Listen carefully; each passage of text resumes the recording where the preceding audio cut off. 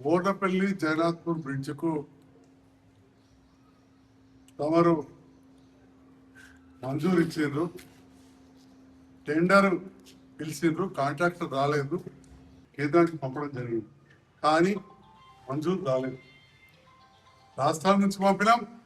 అక్కడ వెళ్ళి మన పార్లమెంట్ సభ్యులు గారు నేను వెళ్ళి కూడా గిరిజన శాఖ మంత్రి, సహాయ మంత్రి కలిసి నిన్న పెద్దలు, సీనియర్ నాయకులు, మాజీ మంత్రివర్యులు జీవన్ రెడ్డి గారు రాయకల్లో ప్రెస్ మీట్ పెట్టి ఎమ్మెల్యే గారు మళ్ళీ ఈ ప్రతిపాదన ఇవ్వడం అనేది నాకు ఆశ్చర్యం కలిగించింది.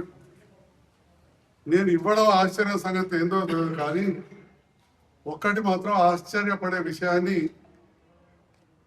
నేను మా పాత్రికేయ మిత్రులకు చెప్తాను. అది కూడా ఏదో చాటుముచ్చట కాదు.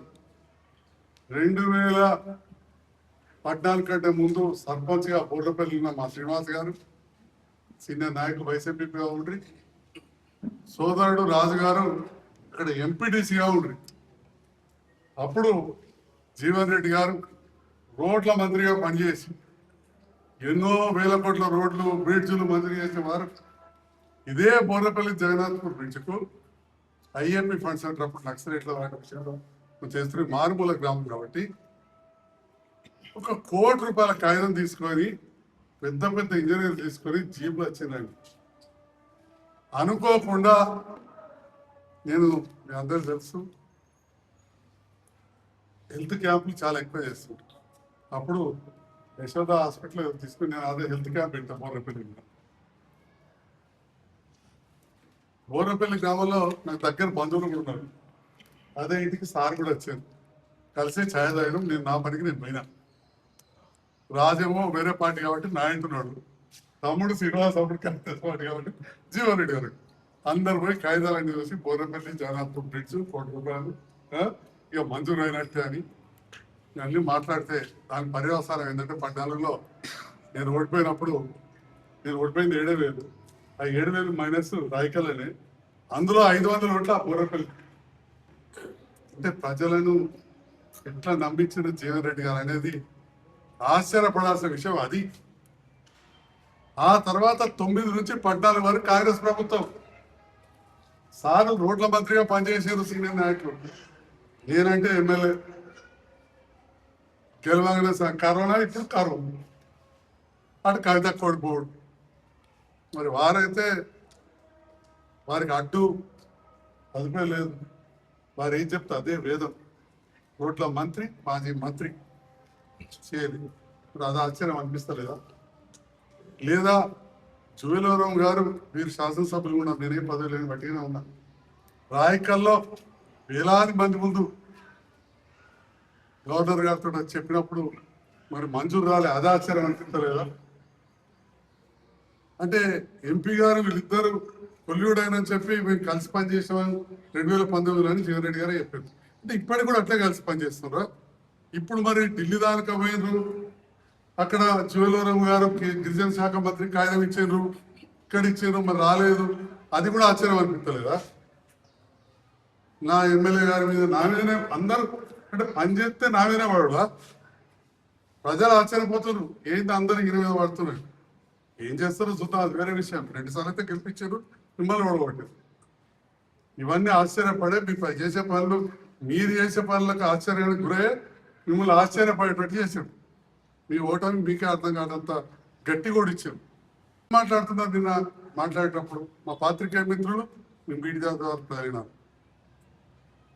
జగిత్యాల పట్టణంలో పేద ప్రజల కోసం ఇల్లు నిర్మాణం బట్టి మరి ఆగిపోయింది. మరి అప్పుడు కాంట్రాక్టర్లు వచ్చారు, మరి మీరు ఎందుకు చేయించలేదు? నేను ఒక పెద్ద కాంట్రాక్టర్ని తీసుకొచ్చి 4,000 పేద కుటుంబాలు అంటే 20,000 మంది ఉండే విధంగా కట్టిస్తే వాళ్ళ భవన్ కాంట్రాక్టర్ తెచ్చుకొచ్చాడు. వాడు ఉడయ గౌరీశంకర్, ఇదే వాడు వీడు అని. ఓకే, మీ భాష మీ ఇష్టం, నన్ను కూడా అన్నారు, అది వేరే. వాడు ఉడయ గౌరీశంకర్ అని చెప్పి మాట్లాడింది. నిన్న ఇంకా పోయిన వినాయక చవితి అప్పుడు వినాయక చవితి పండుగలు వస్తున్నాయి, గోవిందపల్లిలో రోడ్లు వేయాలని చెప్పి అక్కడ ప్రజలకు వస్తే టెండర్ కరెక్ట్ ఉందని చెప్పి లెటర్ ఆఫ్ యాక్సెప్టెన్స్ ఎల్ఓఏ ఇచ్చిండ్రు. ఓన్లీ అగ్రిమెంట్ కాకపోతే ఇదే ప్రెస్ మీట్ పెట్టి అరే రోడ్ ఎట్లా వేసిందా, గోవిందపల్లి అక్కడ రోడ్లు ఎట్లా వేసిందా, అక్కడ నందనలో భూషణ్ ఉన్నారు, మాడశంకర్ ఉన్నారు, అందరు ఇక్కడనే ఉన్నారు. నాకు ఆశ్చర్యం వేస్తుంది, రోడ్ ఎట్లా వేసారు అని చెప్పి అన్నారు. ఈ కాంట్రాక్టర్ అన్నారు. నిన్నేమన్నారు తెలుసా సీనియర్ నాయకులు, ఎమ్మెల్యే గారు మరి 2 సార్లు టెండర్ వేస్తే బోర్రపల్లి జగన్నాథ్పూర్ది కాంట్రాక్టర్ రాలేదు, మళ్ళా ఎస్ఎస్ఆర్ రేట్లు వస్తాయి, రివైజ్ ఎస్టిమేట్ అవుతుంది, అందరికి అర్థం కాదు, కాంట్రాక్టర్లకు అర్థమవుతుంది లేకపోతే నాయకులకు అర్థమవుతుంది. మరి ఎమ్మెల్యే గారు ఎవరైనా తెలిసిన కాంట్రాక్టర్ తీసుకొచ్చి చేయించవచ్చు కదా అన్నారు. ఇది నాకైతే అత్యంత ఆశ్చర్యకరంగా. అప్పుడేమో తీసుకొస్తే వాడోడు వీడోడు పని ఎట్లా చేసిరు నాకు ఆశ్చర్యం అవుతుంది అని వారే అన్నారు. ఇప్పుడు నిన్న వారే వారికి తెలియదా, వారు మంత్రిగా ఉన్నప్పుడు సంతకాలు పెట్టి అన్ని రోడ్లు అన్ని బ్రిడ్జ్లు అయిపోయినాయి, వివిధ సమస్యలు ఎవరు ఎన్నో. గౌరవ మంత్రివర్యులు అట్లూరు లక్ష్మణ్ కుమార్ గారు పెట్టిన తొలి సంతకానే మర్చిపోయినారు అంటున్నారు. ఎక్కడ మర్చిపోయినా, తొలి సంతకం పెట్టిరు, టెండర్ పిలిచిరు, ఒకసారి కాకపోతే 2 సార్లు పిలిచిరు, రాలేదు. ఎన్నో పనులు ఉంటాయి. ఒక శాసనసభ్యులుగా నేను పోయి గుర్తు చేసిన, నిధులు ఉంటే మన దాంట్లో చేయండి, నిధులు తక్కువ ఉంటే కేంద్రం కూడా బాధ్యత ఉంది. ఎందుకంటే ప్రత్యేకంగా గుర్తు చేస్తా ఉన్నా, జగన్నాథ్పూర్ బోర్నపల్లి గ్రామాలు, జగన్నాథ్పూర్ గ్రామం పూర్తి స్థాయిలో గిరిజన గ్రామం. ఇక్కడే మా దేవన్పల్లి సర్పంచ్ గారు కూడా ఉన్నారు, వేదిక పైన ప్రసాద్ గారు ప్రెస్ మీట్ లో, అది కూడా అతిపెద్ద గిరిజన గ్రామం. 2 కూడా పిఎం జన్మన్ కింద గిరిజనులను అక్కడ ఉన్న వసతులు తీర్చడానికి గుర్తించబడ్డ ఏకైక గ్రామము మన నియోజకవర్గంలోని ఈ గ్రామం. ఉన్న అధికారులు అందరూ వచ్చి కాగితాలు రాసుకుని పోయారు. మీకు రోడ్ కావాలన్నా, బోర్ కావాలన్నా, కరెంటు కావాలన్నా అన్ని రాసుకపోయారు. సంవత్సరం అయిపోయింది, ఇదివరకు ఏమీ లేదు. మరి ఇవన్నీ సీనియర్ నాయకులు జీవన్ రెడ్డి గారు తెలియ, జీవన్ రెడ్డి గారికి డెఫినెట్గా నేను చెప్తా ఉన్నా, ఇక వయసు ఎక్కువైంది కాబట్టి అది వేరే విషయం, సీనియర్ రెడ్డి గారు నాకంటే ఎక్కువ అవగాహన ఉంటుందని నేను తప్పకుండా నేను ఇలా చెప్తాను. చాలా విషయాలు ఉంటుంది, వైద్య విషయాలు నాకు కొంత ఎక్కువ ఉండొచ్చు, ఎందుకంటే వారు ఒక సమితి ప్రెసిడెంట్గా, మంత్రులుగా, ఎమ్మెల్సీగా,